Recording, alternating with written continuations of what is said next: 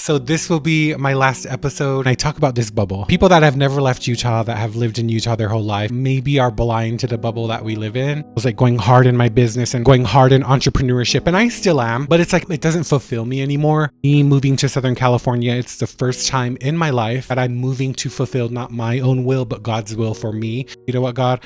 I don't know what the hell is going to happen. I don't know where I'll be in 6 months, but I know that it's not going to be here. And I know that wherever I'll be in 6 months is going to be at least one step closer to where you want me. You might not feel special, or you don't have a big following, or you don't, like, no one's watching. I can promise you somebody is, whether you have a platform or not. People are watching you by example. People are watching the changes. I'm at a point where I don't even give a shit what church you're part of. I don't care what damn religion you're part of. How are you moving? What is the fruit that you're bearing? And are you being an example to people that are watching you? It's been a year since I picked up the Bible, and why am I getting emotional? Although I thought no one cared in my darkest moments, I realized that he never gave up on me, even though I gave up on him. Hello guys, long time no talk. I haven't posted an episode in a minute, and to be honest, I've actually been questioning if I should even post one last episode, and I'm saying one last episode because this will be my last episode of technically, I guess, season 1. As you guys know, I've been mentioning this on my podcast for the past few episodes, that I've just been feeling a prompting to move to, in the beginning, I didn't quite know what that meant. I didn't know if that meant physically to a different state, to a different apartment. I didn't quite know what that meant for months. And after much thought and much clarity, I know exactly what that means now. And I have decided to move away from Utah. So this will be my last episode with me filming my podcast in my apartment.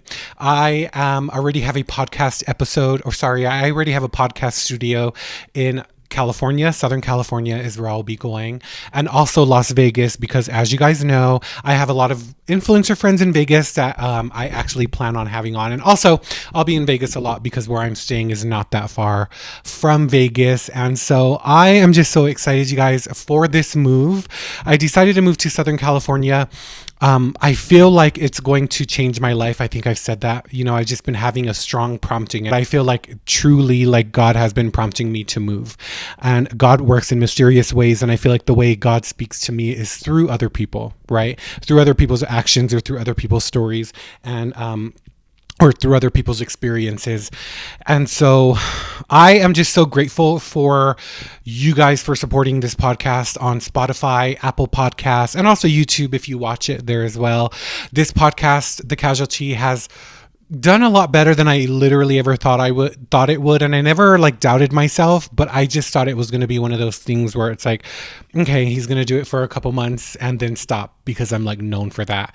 But in reality, it's actually become my new passion. Having this podcast has taught me so many lessons. Every guest that I have had on so far has literally taught me something about myself, not necessarily, of course, them as well. And I've been able to help share their story or whatever they're fighting for, but it's really taught me a lot about myself. I would say when I filmed Revi's episode, that episode, you guys, made me really realize my purpose for this podcast. And the purpose is far greater than I ever thought. My purpose for this podcast is not only to share other people's stories, but also to fight for causes and fight for change that is important, not only to me, but for my guests as well. And Revi's story really solidified that in me. Ilani's story about her meeting her family in the temple taught me a lot about acceptance and just grace. Right? Because I am no longer a part of the LDS church, which I grew up in, and I was very vocal about that in the beginning. But her episode, for some reason, just her presence, her grace, the way she moves and speaks about where we came from, taught me so much about how to move with grace and how to be more Christ-like when it comes to speaking about your past and unpacking that. Because although a lot of the stuff that I talked about early on in this podcast is my truth. It is my experience. Sometimes that can come off in a way where it can turn people away from you. And so, like I've said before, I never want to be the reason somebody moves farther away from what I believe to be the true gospel of Jesus Christ in the Bible. Elder TikTok's podcast episode, I truly enjoyed that episode. It's probably my favorite episode after Ilani's. Elder TikTok's episode taught me that the hate really always comes from within, because although he does represent a certain religious group, a lot of hate is directed towards him from his own community. And I feel like I resonate with that because I am a gay man. But I don't subscribe to a lot of the traditional, what you would think beliefs that a gay man would have, you know? I don't subscribe to the LGBTQIA plus whatever. I don't agree with a lot of the things that I'm supposed to, in quotations, if you're not watching this. So I understand the hate that comes from within your own community, whether it's your religious community, whether it's your cultural community, your social community. I understand that because I am like widely not accepted, I feel, in the traditional LGBTQIA community here because I have such different beliefs. Like I'm not subscribing to any way of thinking just because I am this one thing. Does that make sense? And so Elder TikTok's episode made me just realize that the hate always comes from within, and it's really not the people that aren't like you that you need to worry about. It's really the people that are walking in the same hallways as you are. I learned so much about myself during that episode of how to show grace to people that I maybe perceived, you know, unfairly, because I also don't like being perceived. And we talked about this, but all in all, I just want to say that I have really enjoyed this podcast, and it is definitely not the end. Even though I am moving to Southern California, it is actually just the beginning. And I'm not sure how I want to go about it. Like if I want to do a season 2, or if I'm just going to continue posting videos, or if it doesn't even fucking matter. But I will say that this is just the beginning of the Casualty Podcast. And I am so excited about what is to come and the guests that I have planned in Southern California and Las Vegas. And I'm so excited to just level up in a way that I never thought possible. I mean, for me, I do have to be honest, like before starting this podcast, when I was like going hard in my business and going hard in entrepreneurship, and I still am, but it's like not my purpose. It doesn't fulfill me anymore. You know what I mean? And I feel like me moving to Southern California, it's the first time in my life that I am not running away from something. I'm not moving to run away from something. I feel like I'm moving to attain something bigger and to fulfill the purpose that God has for me. Like I truly do feel like that I'm moving to fulfill not my own will, but God's will for me. And I feel like this move to Southern California will just broaden my reach, broaden my audience to spread whatever God has in plan for me. I'm truly excited for that journey. Like I said, I didn't expect this podcast. I didn't expect to love it so much, but I will say it is getting definitely a facelift. And although we're in my apartment, you know, I've been filming here, my DIY setup in my apartment in downtown Salt Lake City. I actually am going to just level up and I have podcast studios set up for me, and it's just going to be a whole different vibe and the same me, right?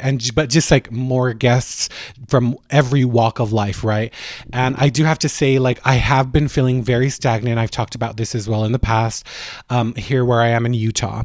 And I don't know if that is because of the bubble that we live in, you know, and I talk about this bubble, and people that have never left Utah, that have lived in Utah their whole life, maybe are blind to the bubble that we live in.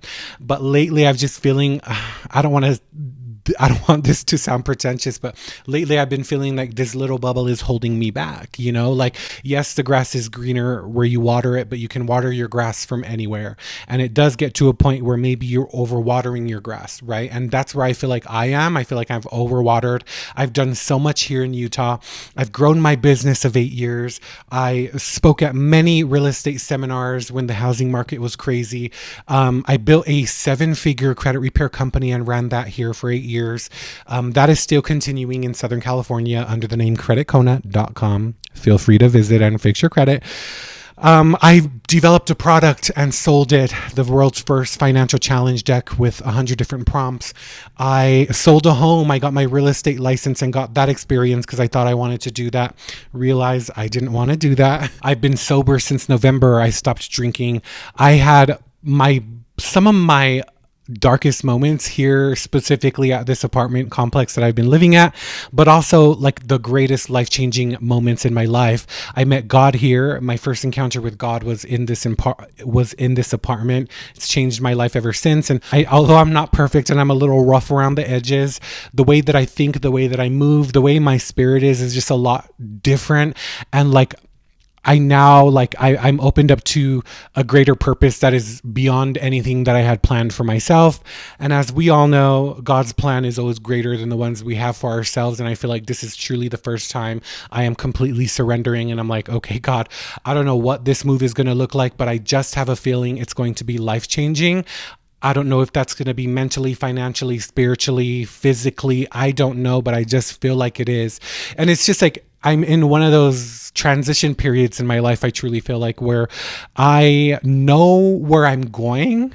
I don't know how it's going to happen, but I know that I'm going to get there. And sometimes you just have to put your faith in Jesus Christ and be like, you know what, God, I don't know what the hell is going to happen. I don't know where I'll be in 6 months, but I know that it's not going to be here. And I know that wherever I'll be in 6 months is going to be at least one step closer to where you want me. I am moving with such purpose. I really am. I was being questioned by a friend over the weekend, asking me what I'm running from, and I'm no stranger to moving. Right after high school, I moved to San Jose and I lived there, came back to Utah, ended up not working out. And then I moved to Las Vegas. I lived there for 3 years as a makeup artist. I moved to Hawaii, came back, started my business, and I've been here for about 9 years. So I'm no stranger to moving. But this is my first time that I am moving, and I'm not running away from anything. I'm chasing, I guess, my purpose that I know now, and God's will that he has for me, whatever that may look like, and I truly had so much hate and anger towards Utah. As you guys know, you can probably go back on my very first episode and just watch the progression, but I'm just in a different spot now, and I feel like I don't feel like rekindling with people that are from my past, I guess, like people that I haven't spoken to since like picking up the Bible have reached out. And there's no hate in my heart towards anybody, but I just feel like I am such a different person that if you haven't met me yet on my Bible journey, you don't know me anymore. Right? Like those people might still have an image of me or be thinking of me as one way last year, over 2 years prior.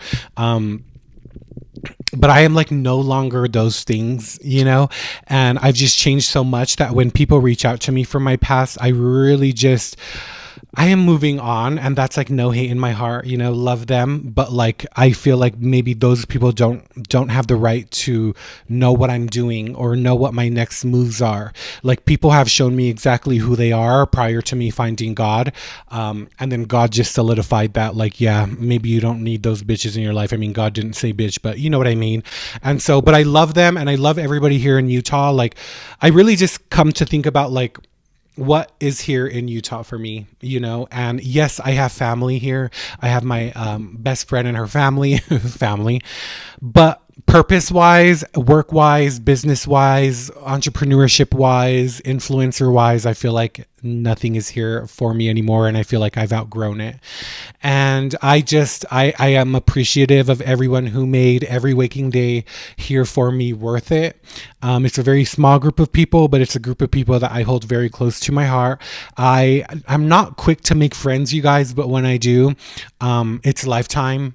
And I'm the type of person like I've met, made some new friends recently, and it's just like I was telling one of them, like, if you're going to be my friend, you have to go all in. I don't do this half-ass. You're maybe my friend and you're maybe not. You're either my friend or you're not.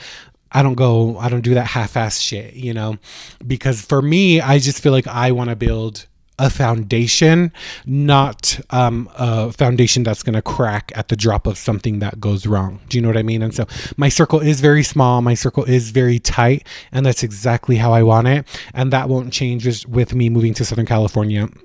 I also want to say that I am starting a second YouTube channel. It is going to just be a personal vlog of my journey, of my new life in California, and me just like following my journey, whether it's me getting on my fitness journey or my God journey or my journey to creating content and meeting other influencers in California and Las Vegas, traveling. And so if that's something you're interested, I'll have that linked below if you're on YouTube, or you can just search me at YouTube at Kona Fa'amoe. I'll have it here on the screen if you guys are watching this. If you're not, it's just my first and last name. Whew, you guys, what next? Like I said, like throughout my 2 years journey living at this apartment, I've been through many things here. I met rock bottom again in my adult life here, but I also had my first encounter with God that forever changed me. And ever since I had that encounter with God, I've been seeking that. And so there's just been many instances that God has spoken to me, with my sister and her homicide case. I feel like that was God telling me that if I don't sober up, then something crazy will happen to me. Haven't drank since. There was this one day where I was driving in West Jordan, at Jordan Landing, if you guys are familiar with Utah, just in a rush. I was driving like a wild, the stop lines in Jordan Landing, it's like multiple stop signs. Yeah, I wasn't stopping at any. I was blowing through those damn stop signs. And then at the last stop sign, there was this lady in a wheelchair that was stuck. It was one of those automated wheelchairs that was stuck in the middle of the road. And immediately, I didn't even hesitate to get out and help her. Her name was Susie, and she was just lost looking for a bus stop, and so I held up traffic to help her on the side of the road. And then I helped her navigate to the bus stop following her. I'll post some video clips if you're watching this on social media. And I feel like that was God telling me to slow down, relax, and so for me, I feel like God speaks to me through other people and through other people's experiences or what they're going through, because sometimes I can be a stubborn bitch. If I hear a prompting in my head, I may or may not follow that prompting, right? However, if someone physical is in front of me where I can learn a lesson from, I know that is God using these people to show me stuff and tell me stuff. And I listen to those things very closely now. And so there's just been many instances like that. I just kind of want to end it on this, right? It's been a year since I picked up the Bible, and why am I getting emotional? It's been a year last month exactly since I picked up the Bible and met God. And what I realized is I felt so guilty because although I thought no one cared in my darkest moments, I realized that He never gave up on me, even though I gave up on him. And when I encountered him here in this apartment, it was a feeling that no person can give me, right? I can never have that replicated. That feeling of love, that feeling of someone hugging me while I was praying. That is something that I know can never be replicated by another physical human. And ever since then, I stopped looking for validation. I stopped looking for love in other people, because I realized that the only one that matters is the love that I get from him. And I'm so thankful that my cousin introduced me to the Bible. It's such a funny journey, and I'm so glad that I filmed it all and documented it on Instagram. But I just really don't know where I would be mentally had I been going down the path I was going on. I was drinking every weekend. I was smoking weed. I was just living very recklessly with no direction. But it's funny looking back because during those times, I never felt like I was lost. I never felt directionless until I found God and realized how lost I actually was. And I'm like, wow, what was I living for? Like, what was my purpose? My purpose was just to drink and have a great time and make more money in business. And ever since I met God and had that encounter with him a year ago, my life has just, I feel, completely changed. I also just want to say that it's really just been a year since I met God, literally a year last month. And people just expect you to be farther along in your journey and do this and say this and don't listen to that and don't do this. But it's like, damn, like relax. I literally just met God. I am not perfect. And it's been a year. Like people expect you to be so far progressed in a year. It's like, oh, if you're this, you also can't be that. Or if you're doing this, you can't do that. If you have God, you can't listen to this, or it's too much. And so I am just a huge believer in just focusing on your relationship, because as much as, there is God in community, right? And that's something that I feel like I don't have here. I don't have a community of people that are practicing or following the same gospel that I am trying to live and walk, and so that's where it can kind of get tricky as well, because in the beginning I totally have said stuff like, I don't think church is necessary. I don't think all that shit is, you need it. But as I'm progressing more and more in my own Bible journey, I can see the benefit in having community, right? In having church. And church doesn't mean a specific religion. Church can be in your home. Church can be in a friend group. Church can be anywhere, right? Church can be in your heart. Lately, I have been really big on roles, right? Like I have been really big on knowing knowing my role. I went to LA in February of this year, and I went to a gay bar with one of my friends and ran into one of my friends that is a go-go dancer at the Abbey, if you're familiar with WeHo. I've known him since we were here in Utah, 16 years old, drinking, going out to the clubs. Haven't seen him in years, but he's been a go-go dancer for 10 plus years and still is at the Abbey, right? And when I saw him first time in years, he jumped off the stage. He was wearing literally nothing but a G-string, sweaty, drunk, music everywhere, gay people everywhere, just loud. Not the place you would typically expect God to be, right? He came up to me, and the first thing he starts telling me is how much he's loved watching my Bible journey, and then proceeds to tell me his favorite psalm in the book of Psalm. And that is the type of thing that I'm talking about when I'm saying we really have to acknowledge our roles, because nobody else could have done that. Nobody else could have walked in that gay club and sparked up a conversation about God amongst sinners. I'm doing air quotes, right? If you're not watching this, I know my role now, because I can walk into spaces like that. And I know that my journey here is to bring people that look like me, that have the same walk or similar walks or similar experiences with religion or God, and bring them back to God. I know that that is my role. You could probably never reach the people that I'm able to reach because you're too busy on the outside with fingers pointing in. If you really think about it, would God be outside of the gay club, pointing, yelling at people and accusing them of being sinners? No, he would be in the clubs, sitting with them, making them feel loved, and just creating a safe space for people to open up and start having conversations about God. It goes vice versa, right? Like the people that you might be able to reach and bring back to God will never be open and receptive to somebody like me speaking about God to them. So we have to know our roles. I know mine and I know my roles. Although you might not feel special, or you don't have a big following, or you don't, like, no one's watching, I can promise you somebody is, whether you have a platform or not. People are watching you by example. People are watching the changes. I'm at a point where I don't even give a shit what church you're part of. I don't care what damn religion you're part of. How are you moving? What is the fruit that you're bearing? And are you being an example to people that are watching you, right? Because I am really just in a mode of being more Christ-like. I don't really care about religion anymore. I don't care about what religion you're in.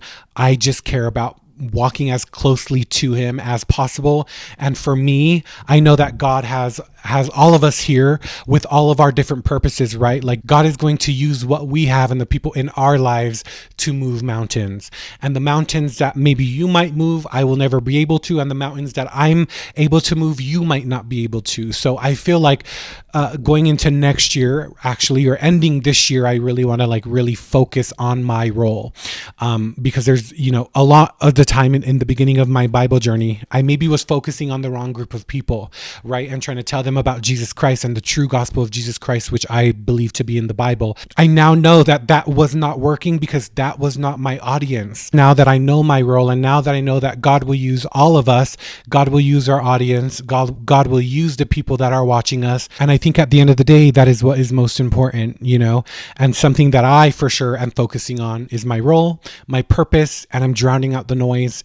I just want to end this and say, I just really thank you guys for supporting me and my journey. I know it's been messy at times, and a lot of people have written me off, and a lot of people have also come back from writing me off. And that's part of the journey though, right? Like a lot of people have journeys to God or journeys to wherever, to whatever, but not everybody is as public as I am in sharing that journey. And so I also know that's a give and take. It comes with a lot of good, but it also comes with a lot of bad. But the perception from other people is nothing I'm ever worried about now. Next time I will post an episode, I will be living in Southern California. And the first guest that I have planned, you guys are not ready. I am so excited to just continue being authentic to myself, continue being authentic to who I know God knows I am. I pray for everybody that you never stop seeking truth. And just when you think you have the whole truth, you might want to keep searching, right? Because to limit God to a certain way of thinking is limiting to who God really is, for us to say we have it all figured out. And I can promise you that none of us have it all figured out, right? No religious group, no pastor, no preacher, no bishop ever has it all figured out. And so truth is something that we have to seek for ourselves. And I encourage everybody to do that. I truly do encourage everybody to seek God. No noise, no religion. Just cut out all the bullshit and just keep your eyes focused on God. It's been a great time. Thank you so much for an amazing first little chapter of the Casualty Podcast. I'm so excited. Follow me on social media, Credit Kona, and also the Casualty Podcast. And I am so excited for the continuance of the Casualty Podcast in Southern California. I want to just say a huge thank you for everybody in Utah that I'm close with. You know who you are, for making living here worth it for me the 8+ years that I've been here. But it's time for me to go. It's time for me to spread my wings. I feel like they got a little bigger since I found God, and I need to go and test them out, right? Like I said, I'm not sure what this is going to look like, but I just have a feeling it's going to be life-changing, and I'm excited to bring you guys along. Love you guys so much. Thank you so much for the support. Utah, you've been amazing, but it's time for me to move on. I will see you guys in Southern California in a couple of weeks. Bye, guys.